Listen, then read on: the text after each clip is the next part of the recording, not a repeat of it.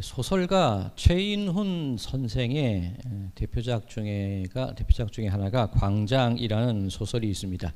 8.15 해방 그리고 6.25 전쟁을 즈음한 그 배경으로 쓰여진 내용인데, 제목 광장, 광장이라는 것이 어떤 것을 의미하냐면 사람과 사람이 만나는 곳, 자유로운 대화와 토론이 이루어지고 그곳에서 의견들이 나누어지는 그 장소가 광장이라는 그 장소의 의미입니다. 그런데 이 소설을 이해할 때 이 광장이라는 것과 어떤 반대되는 개념이 있기도 합니다. 밀실이라는 것을 이해할 때 이 소설이 잘 읽혀져요. 밀실, 광장과는 달리 넓지는 않습니다. 부정적으로 쓰일 때는 갇혀지고 제한되는 그런 의미일 수도 있겠지만, 개인적으로는 자기 자신의 어떤 가치관이 만들어지고 내가 성숙되는 공간, 혹은 내 어떤 사랑하는 이와의 어떤 내가 만들어지는 가장 좁은 장소가 밀실이라는 말로 설명될 수도 있습니다. 이 광장과 밀실이라는 두 개념이 이 소설을 이해하는 중요한 어떤 그런 개념이 됩니다. 이명준이라는 대학생이 주인공인데요. 이 이명준, 8.15 해방 이후에 서울에서 대학생으로 살아갑니다. 그런데 그 아버지가 월북을 해요. 북한의 고위 공직자입니다. 그런데 이 아들은 어떻게 남한에 남아 있을 수 있었을까? 그 아버지 친구가 은행장이었는데 그 아버지 친구가 후원을 해줘서 이 남한에서 학교를 다닐 수가 있었습니다. 그런데 그 삶이 쉽지 않았겠죠. 아버지가 월북하고 더군다나 공산당 고위 간부라는 것, 그 이명준이라는 청년을 가만 내버려 두지 않습니다. 경찰이 나서서 폭력을 행사하기도 하고 비아냥거리기도 합니다. 이 빨갱이, 그죠? 그래서 참 괴로운 그런 시간을 보내게 됩니다. 결국 남한에서의 생활을 살아가지 못하고 이 이명준이라는 청년도 북한으로 넘어가게 되지요. 만약 남한에 가족이 있었다면, 혹은 자기를 사랑하는 자기 마음을 터놓고 만날 수 있는 이가 있었다면, 밀실이 있었다면 그런 선택을 하지는 않았을 겁니다.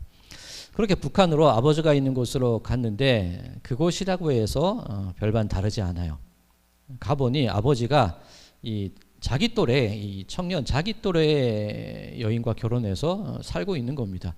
어머니라고 부르기도 민망한 그런 관계가 됐죠. 그래서 아버지 집에서 살지 못하고 하숙집에서 생활을 하는데, 북한 공산당 어떻습니까? 프롤레타리아 혁명에 의해서 이 노동자들에게 분배가 이루어지고 노동자의 그런 천국이 되리라, 그렇게 생각을 했는데 실상은 그게 아니더라는 거예요.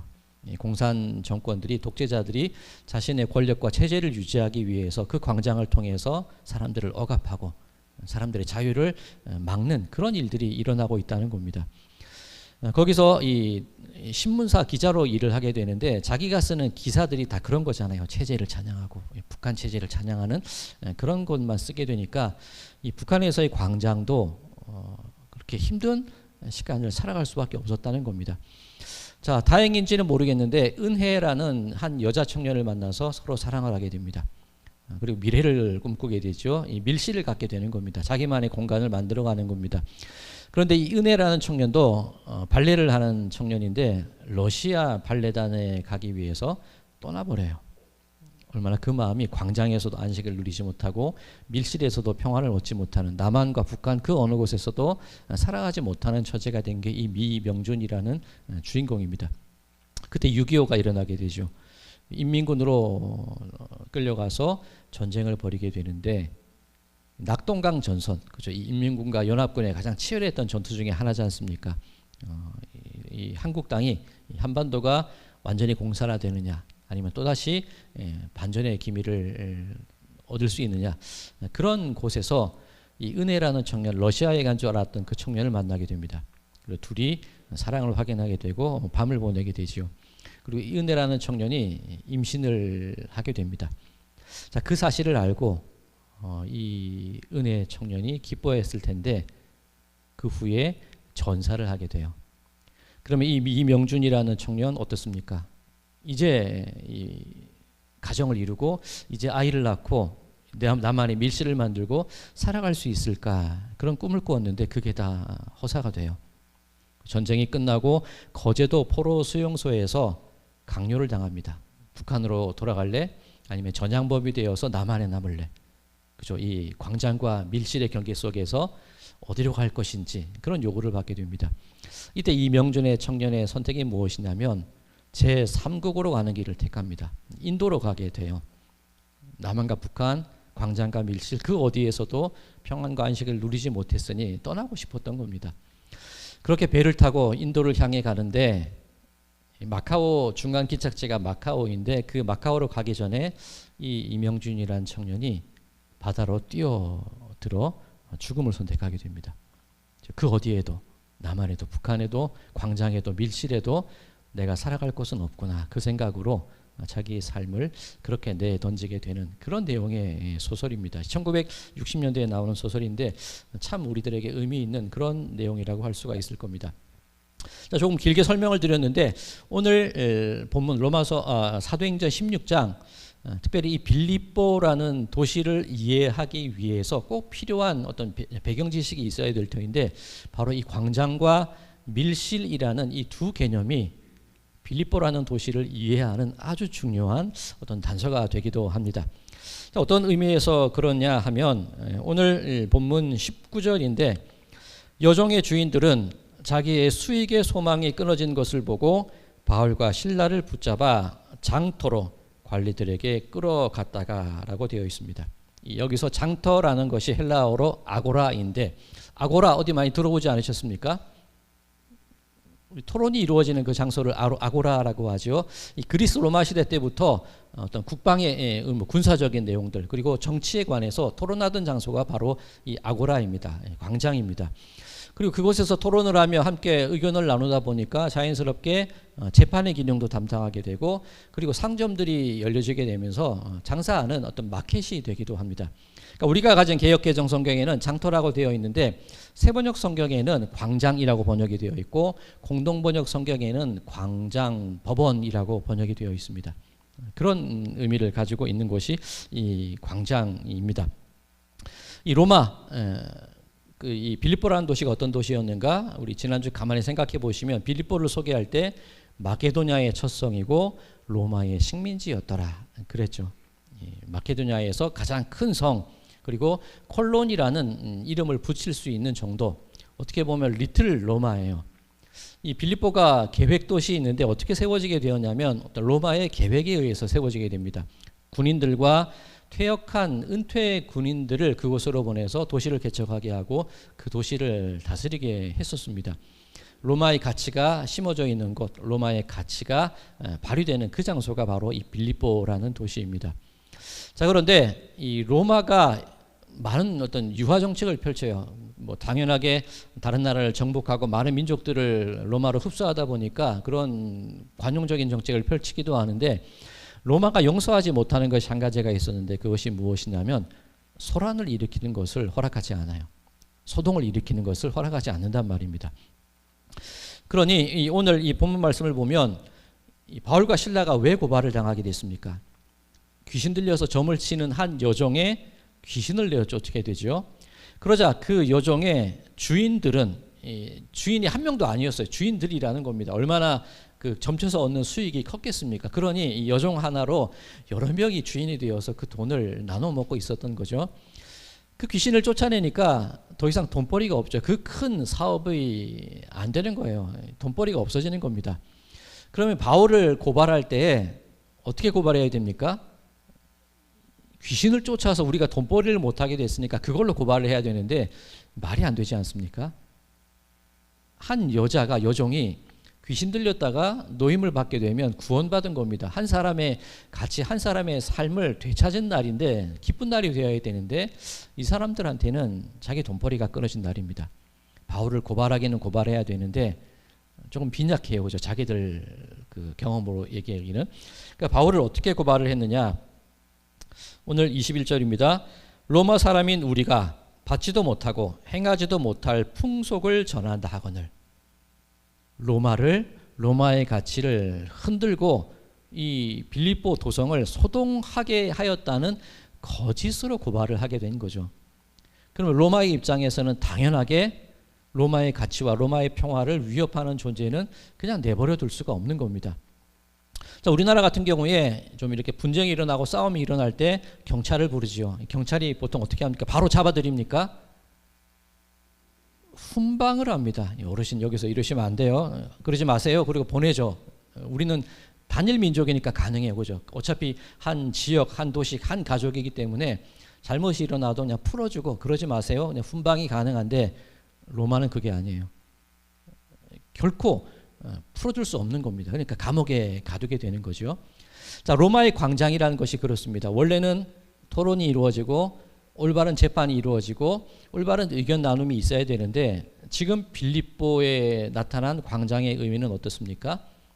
거짓이 있고 사람이 풀려나는 해방의 순간이 있음에도 기뻐하지 않고 오로지 돈벌이, 그것만을 강조하는 것이 이 빌립보의 광장, 로마의 광장이었다는 겁니다. 거짓 평화지요. 거짓 광장이지요. 자, 그러면 이 광장에 반대되는 개념이 밀실이라고 말씀을 드렸습니다. 밀실 어떤 곳일까요? 이 바울과 실라가 감옥에 갇히게 되는데 그 감옥을 오늘 본문은 뭐라고 표현을 하냐면 깊은 옥에 갇혔다, 그렇게 표현을 합니다. 로마의 감옥, 크게 세 가지 감옥의 단계가 있는데 외옥과 내옥과 깊은 옥이 있습니다. 이 외옥이라는 곳은 이 라틴어로 이 코뮤니오라라고 하는데 보통 감옥이에요. 그러니까 경범죄를 저지른 사람들을 가두어두는 감옥인데 창도 있고 환기도 되고 바람도 통하는 곳입니다. 두 번째 단계의 감옥이 있는데 인테리오라, 이 내옥 안에 인테리어 하잖아요. 그죠? 이 실내 꾸미는 건 인테리어인데 안에 있는 감옥입니다. 조금 더 중한 범죄를 저지른 사람들을 가두어두는 곳입니다. 그런데 여전히 어쨌든 지상에 있어요. 그런데 또 한 가지 감옥이 오늘 바울과 실라가 갇힌 깊은 옥이라는 겁니다. 툴리아눔. 땅 속에 굴을 파고 가두어두는 곳입니다. 중범죄자들인 사형이 확정된 사람들을 가두어두는 장소가 깊은 옥이라는 겁니다. 자, 그러면 바울과 실라 사형당할 만한 일을 저질렀습니까? 한 요정의 귀신을 쫓아내준 것밖에 없는데 로마의 가치를 흔들고 소동한다는 누명을 쓰고 그 깊은 감옥에 갇히게 된 겁니다. 거기 들어가면 풀려날 기약도 없습니다. 언제 죽게 될지도 알지 못하는 그런 절망의 공간이 이 밀실이라는 곳입니다. 자, 그러면 바울과 실라 역시 광장에서 누명을 쓰게 되고 소망을 찾을 수 없는 밀실에 갇혀버린 게 이들의 모습이었다는 겁니다. 자, 이명준이라는 청년, 광장과 밀실에서 어떤 곳에서도 희망을 찾지 못할 때 죽음을 선택하게 되었죠. 자, 오늘 본문에도 그 이명준 청년과 같은 선택을 한 사람이 있습니다. 바로 간수가 그 사람이죠. 자, 이 빌립보를 만들 때 이 계획도시에 군인들과 은퇴한 퇴역한 군인들을 보내었다고 말씀을 드렸죠. 이 간수가 누가 간수가 되냐면 퇴역한 군인들이 간수가 돼요. 그러면 이 군인들, 퇴역한 군인들의 삶은 어떻겠습니까? 로마의 가치대로 살기는 살아가는데 이들 역시 그냥 지하 감옥 그 밀실 깊은 곳에서 죄인들을 지키는 역할밖에 하지 못합니다. 군인이기는 군인이었으나 은퇴했지만 그래도 이 로마의 가치가 살아있죠. 절대 이들을 풀어주면 안 돼. 그런 책임감으로 살아가는 게 이 퇴역 군인들 간수란 말입니다. 그런데 지진이 나고 감옥문이 열려지고 죄수들이 도망갔다는 판단을 했을 때 이 간수가 선택한 방법이 무엇입니까? 칼을 들고 자살하는 거예요. 로마의 광장은 어떤 의미입니까? 로마의 팍스 로마나, 로마의 평화라고도 하지만 힘으로 얻어진 평화입니다. 거짓 평화입니다. 로마의 밀실은 어떤 곳입니까? 어떤 소망도 희망도 찾을 수 없는 죽음만을 기다리는 장소가 밀실입니다. 그 광장에서도 그 밀실에서도 자기의 역할을 감당하지 못했다. 그 생각이 들 때 이 간수는 가족들도 내버려둔 채 자살을 선택할 수밖에 없는 겁니다. 이게 로마의 모습이라는 겁니다. 이 안타까운 삶을 살아가는 것이 빌립보인들의 삶이었고 그리고 똑같이 그 감옥에 갇혀있던 다른 죄수들의 모습도 그와 같았다는 겁니다. 자, 오늘날 이 광장과 밀실이 어디일까 저는 한번 생각을 해봤는데 우리 성도님들 자유롭게 의견을 나누기도 하고 내적인 성장이 이루어지는 장소들 다 있으시죠. 뭐 교회가 그런 곳일 수도 있고 뭐 직장이나 사업장 아니면 뭐 동아리 모임일 수도 있을 겁니다. 그리고 가정이 될 수도 있을 거고요. 그런데 제가 한번 생각을 해보니까 현대 우리들의 삶 속에 가장 어떤 대표적인 광장과 밀실이 어디일까? 저는 스마트폰인 것 같아요. 그 안에서 많은 사람들과의 대화가 이루어지기도 하고 게시판을 통해서 각종 그죠 자기 의견을 나누는 곳이기도 합니다. 그리고 그 안에서만 하루 종일 보내는 아이들도 있어요. 그런데 어떻습니까? 우리 핸드폰을 통해서 스마트폰을 통해서 나누어지는 정보들 믿을만 하십니까? 그게 진실일까요? 온갖 진실과 거짓이 섞여 있어서 무엇이 참다운 길인지 발견하지 못해요. 그런데 우리는 그게 전부이냐 그것만 믿고 막 다퉈요. 우리나라 요즘 모습이 너무 그런 것 같아서 저는 많이 속이 상합니다. 내가 받은 그 정보가 전부인 것이냐 그것만 가지고 서로 다투고 비난하는 것이 우리들의 모습이에요. 우리들의 광장이 그렇게 되어 있다는 겁니다. 우리 젊은 아이들, 청년들, 뭐 어른들도 그렇습니다만 하루 종일 게임만 해요. 그 게임을 통해서 뭘 얻겠습니까? 그저 싸우고 죽이고 다투고 그것이 우리들의 삶의 전부가 되어버린 것 같아요. 우리들의 광장도 우리들의 밀실도 진리를 찾지 못한 채 그저 그냥 오락과 쾌락과 눈어두는 것에 빠져서 살아가는 것이 우리의 모습이더라는 겁니다. 자, 그러면 우리는 이 광장과 밀실에서 어떤 삶을 살아가야 될까? 자, 그 교훈을 오늘 바울과 실라를 통해서 발견하게 되기를 소망해 봅니다. 자, 이 바울과 실라 그 밀실에서 광장에서도 버림받고 밀실에서도 소망을 잃어버린 그 장소에서 저들은 어떻게 했습니까? 25절 한밤중에 바울과 실라가 기도하고 하나님을 찬송하며 죄수들이 듣더라. 기도와 찬송이라고 합니다. 어떤 기도를 했을까? 그죠? 인생의 절망. 내가 원한 길도 아니었습니다. 바울은 아시아로 가고 싶었어요. 그런데 성령과 예수의 영이 굳이 막으셔가지고 이곳으로 보내셨단 말이에요. 그러면 뭔가 잘 돼야 되고 잘 풀려야 되는데 왜 내가 이렇게 고난을 당해야 될까? 왜 이 사형만이 기다리고 있는 이 밀실에 갇혀 있어야 될까? 이 바울과 실라가 착고를 찾다고 했는데 이때의 착고가 어떤 거냐면 우리나라 예전에 그 죄인들 칼을 쓰잖아요. 칼 아시죠? 이 긴 널빤지에 구멍을 뚫어서 이 목에 채워서 꼼짝하지 못하게 만드는 게 칼입니다. 이 착고라는 게 그런 거예요. 이 긴 널빤지에 구멍을 2개 뚫어 놓습니다. 그리고 다리를 집어넣어요. 그것을 고정시켜 놔서 못 움직이게 만드는 게 이때의 착고입니다. 그냥 다리를 버리는 게 아니라 최대로 버리게 만듭니다. 얼마나 고통스럽겠습니까? 이 다리가 찢어지는 상태에서 양발이 고정되어 있는 겁니다. 그리고 오늘 바울이 오늘 본문을 보면 많이 맞았다라고 되어 있습니다. 이 로마의 어떤 채찍이나 로마의 방망이에 보면 그 끝에 이 뼈가죽이나 쇠조각이 붙어 있습니다. 그래서 그 채찍에 맞게 되면 예수님도 그 채찍으로 맞으셨잖아요. 채찍에 맞게 되거나 그 몽둥이로 맞게 되면 살점이 찢겨지고 아주 큰 고통을 당할 수밖에 없는 그 도구가 그 채찍과 방망이입니다. 오늘 바울은 많이 맞았대요. 정말 극한의 고통을 경험하는 것이 이 바울과 실라의 모습이었다는 겁니다. 그런 상황에서 어떤 기도가 나오겠습니까? 왜 이곳에 보내셨습니까? 제가 원한 것도 아니었는데 주님께서 보내셨으니 책임이라도 지셔야 될 거 아닙니까? 어떻게든 여기서 꺼내주셔야 되지 않습니까? 그런 기도를 드렸을까요?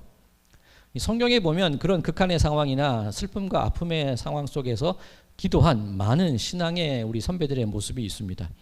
자, 그 중에 오늘 살펴볼 분이 한나의 기도가 있습니다. 오늘 주보에도 사무엘상 1장 말씀을 실어드렸죠.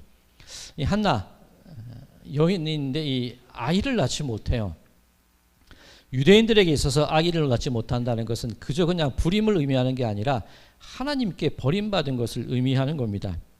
오늘 사무엘상 1장 6절을 보니까 여호와께서 그에게 임신하지 못하게 하심으로 버림받은 거예요. 아이를 낳지 못하는 그런 여인이라는 겁니다. 자, 그런데 이 한나 그 남편이 부인이 둘이 있었다는 겁니다. 한나와 분인나가 있었는데 이 분인나는 자식이 있어요. 한나를 향해서 어떻게 했느냐? 사무엘상 1장 6절 7절 여호와께서 그에게 임신하지 못하게 하심으로 그의 적수인 분인나가 그를 심히 격분하게 하여 괴롭게 하더라. 매년 한나가 여호와의 집에 올라갈 때마다 남편이 그가 취함에 분인나가 그를 격분시키므로 그가 울고 먹지 아니하니. 하나님의 성소에 제사를 드리러 갈 때 이 엘가나라는 남편이 제물을 줄 거 아니에요, 그죠? 가족들에게. 그러니까 분인나와 분인나 자식들에게 제물을 주는데 한나에게는 갑절의 제물을 줘요. 갑절의 분깃을 줍니다. 브린다가 보기에 얼마나 속이 뒤틀리겠습니까? 나는 자식도 있는데, 나는 아들도 낳았는데 왜 저 여인에게만 그래? 하나님께 버림받은 저 여자가 뭐라고? 격분시키는 겁니다. 격분하게 하고 괴롭게 하더라. 말로 괴롭히고 하나님께 버림받아서 저주하고. 그러니 이 한나가 울고 먹지 아니하였더라. 자, 남편이 뭐라고 하냐면 그래도 내가 있잖아. 아들 10보다 내가 더 낫지 않아? 그 얘기를 남편이 해요. 이게 위로의 말일 수도 있는데 이게 얼마나 왼수 같은 소리입니까? 그죠? 남편이라는 작자가 내가 있잖아. 이게 말이 안 되는 거예요. 그러니까 한나가 얼마나 고통스러운 삶을 살았을지 상상 이상일 겁니다. 자, 그때 한나가 선택한 게 뭐냐면 사무엘상 1장 10절 한나가 마음이 괴로워서 여호와께 기도하고 통곡했다는 겁니다. 그런데 소리내어서 울었을 것 같은데 그러지 않아요. 이 제사장 엘리가 이 한나의 기도 모습을 가만히 지켜보니까 사무엘상 1장 13절 한나가 속으로 말하매 입술만 움직이고 음성은 들리지 아니하므로. 분명히 통곡한다고 했는데 소리가 안 나요. 그런 울음 울어보신 적이 있으시죠? 소리까지도 내지 못하고 그렇게 참아가면서 안으로 울었던 그런 기억들이 있으실 겁니다. 한나의 기도가 그 기도예요.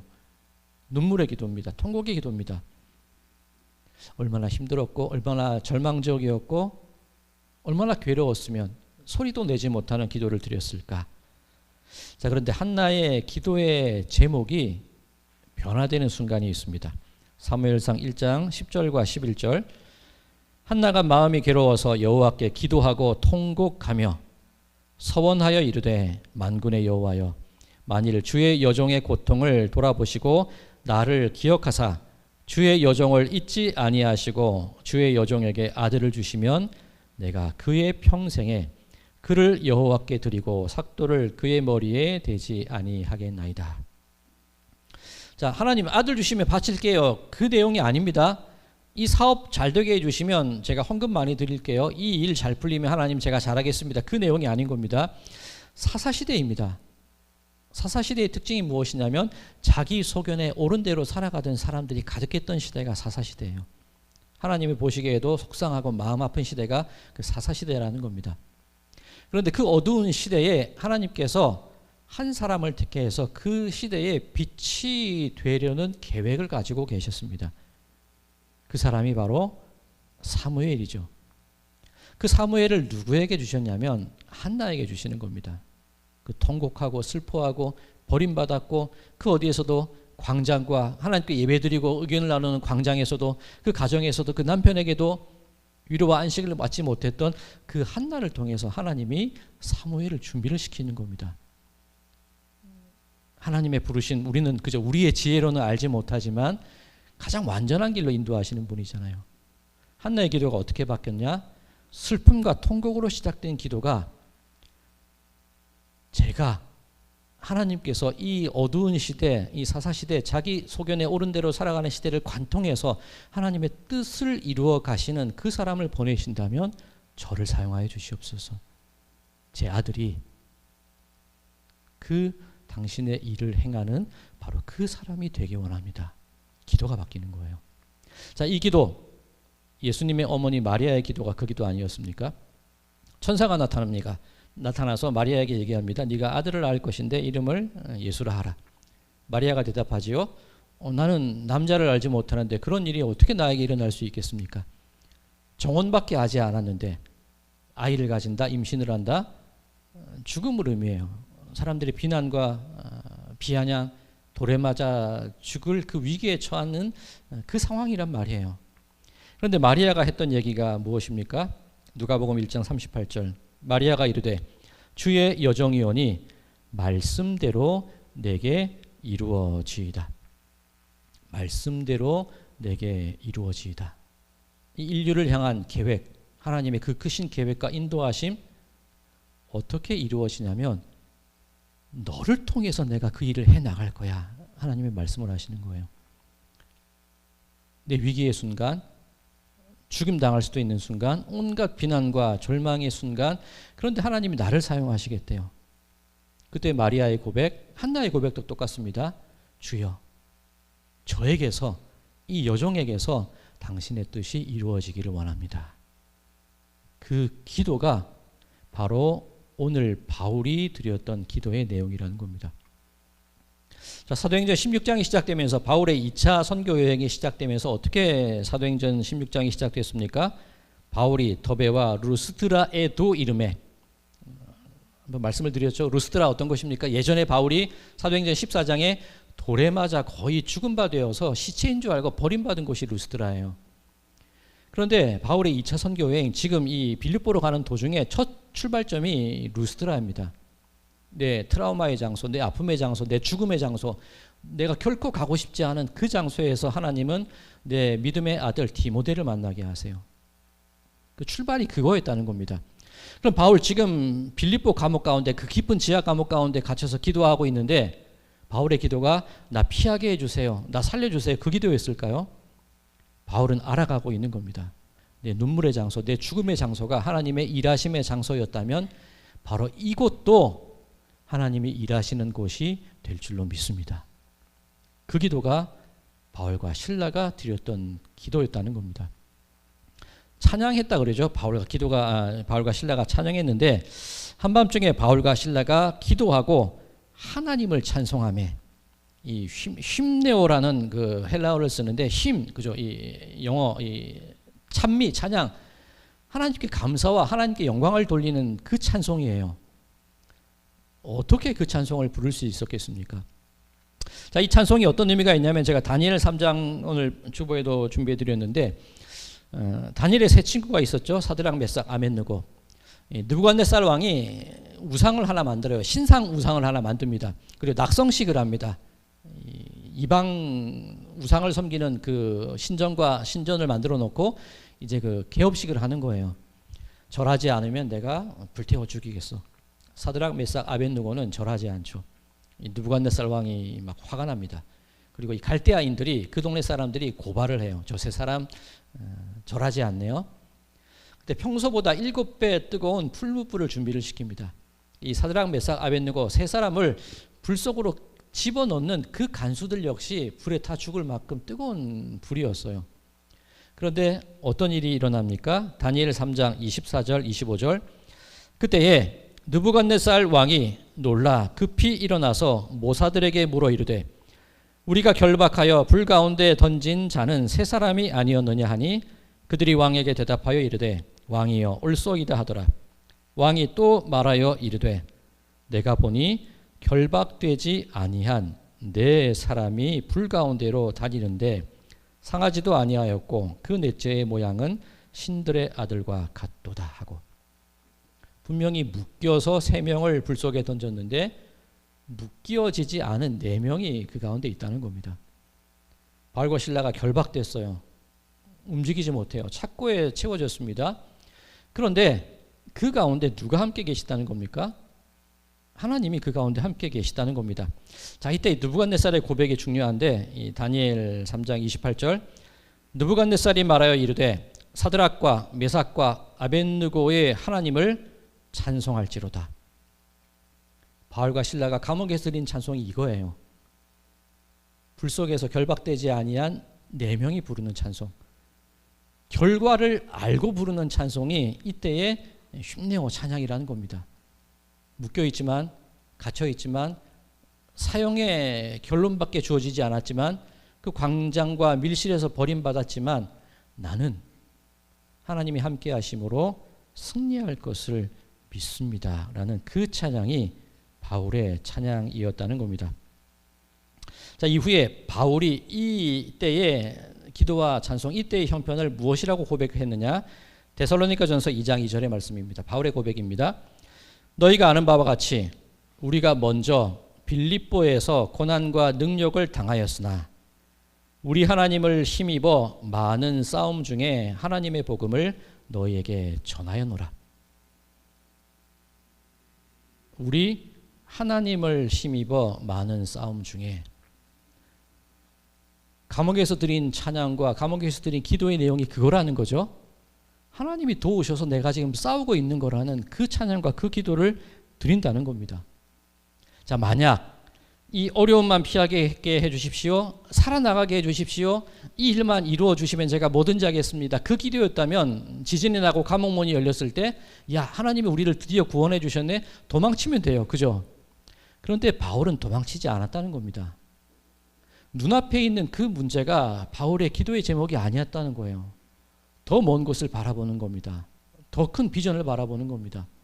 나를 통하여 하나님께서 어떻게 일하실지, 이 어둠의 시대에, 이 거짓 평화와 거짓 밀실이 가득 찬 이 로마 시대에 하나님이 나를 들어서 무엇을 하실지, 어떻게 사용하실지 그 비전을 바라보고 있기 때문에 주여 명하소서, 이 종이 듣겠나이다.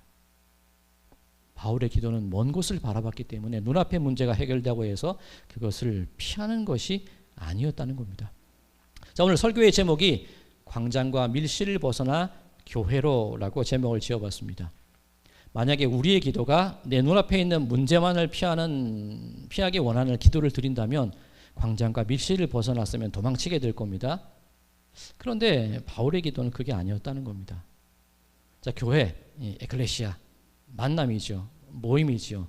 하나님의 예수님의 이름으로 모인 성도의 모임이 에클레시아입니다. 바울이 누구를 만납니까? 간수를 만납니다. 그 로마의 빌립보의 광장과 밀실에서도 그 어느 곳에서도 안식을 취하지 못했던 그 간수를 만나서 주 예수를 믿으라, 너와 내 집이 구원을 얻으리라. 마침내 그곳이 교회가 되는 곳, 그 지하 감옥이 그 간수의 집이 교회가 되고 만남의 자리가 되고 은혜의 자리가 되고 능력의 자리로 변화되어지더라는 겁니다. 자, 한나의 기도의 결과, 다시 한번 한나로 돌아가 볼까요? 사무엘상 1장 16절. 당신의 여종을 악한 여자로 여기지 마옵소서. 이 제사장과 하는 얘기입니다. 내가 지금까지 말한 것은 나의 원통함과 격분됨이 많기 때문이다 하는지라. 엘리가 대답하여 이르되 평안히 가라. 이스라엘의 하나님이 내가 기도하여 구한 것을 허락하시기를 원하노라 하니 이르되 당신의 여종이 당신께 은혜 입기를 원하나이다 하고 가서 먹고 얼굴에 다시는 근심 빛이 없더라. 아직 아들을 안 낳았습니다. 그런데 한나의 기도, 그리고 이 다니엘의 세 친구의 찬송, 어떤 것이었죠? 결과를 알고 드리는 기도와 찬송입니다. 나를 통하여 일하실 하나님의 뜻을 알고 드리는 기도와 찬송입니다. 당장 이 문제, 이 밀실에서 벗어나는 문제가 아니라 어떻게 이 어둠의 시대에 나를 통하여 이 어둠을 관통하는 빛을 이 세상에 주실지, 내가 그 길이 되기 원합니다. 내가 그 통로가 되기 원합니다. 그 기도를 드리는 게 한나, 마리아, 다니엘의 세 친구, 바울과 실라의 기도였음을 우리는 기억해야 할 줄로 믿습니다. 사랑하는 성도 여러분들, 여러분들이 살아가는 광장, 때로는 진실과 거짓이 구별되지 않는 실망만 주는, 분쟁과 다툼만 주는 곳이 우리의 광장일 수도 있습니다. 우리의 밀실, 가장 은밀하고 내가 성장하고 혹은 우리들의 어떤 내 존재가 확인되어야 되는 밀실, 하지만 그곳은 늘 쾌락과 게임과 오락만이 있는 그것을 추구하는 게 우리들의 모습인 것 같아요. 그런데 이 시대를 살고 있는 지금 우리들에게 필요한 것이 무엇이냐면, 하나님께서 나를 통하여 이 시대에 어떤 길을 내어주실지 그것을 바라보고 그것을 위해 기도하고 그것을 찬양하는 찬송이 우리들의 입술을 통하여 기도되어지고 고백되어져야 될 줄로 믿습니다. 그렇게 될 때에 아무리 거짓 광장이라도, 아무리 절망의 밀실이라도 분명 그곳은 우리가 하나님을 만나고 예수 그리스도를 만나고 희망과 소망을 이야기할 수 있는 교회, 우리들의 모임이 되어질 줄로 믿습니다. 바라긴 여러분들의 가정이 광장과 밀실을 넘어서 벗어나서 교회로, 하나님과의 만남이 있는 장소로, 하나님의 비전을 깨닫는 장소로, 하나님의 그 계획을 발견하는 장소로 변화되어지기를 간절히 소망합니다. 그곳에서 여러분들이 드릴 기도와 찬송, 내가 하나님과 함께 더불어 싸움을 싸웠고 내가 여기까지 이르게 되었습니다. 그 승리의 고백이, 그 감사의 고백이 우리 모든 분들의 간절한 기도와 찬양의 고백이 되시기를, 그렇게 승리의 길로 담대히 걸어가시는 우리 성도님들의 삶이 되시기를 주님의 이름으로 간절히 축원드립니다.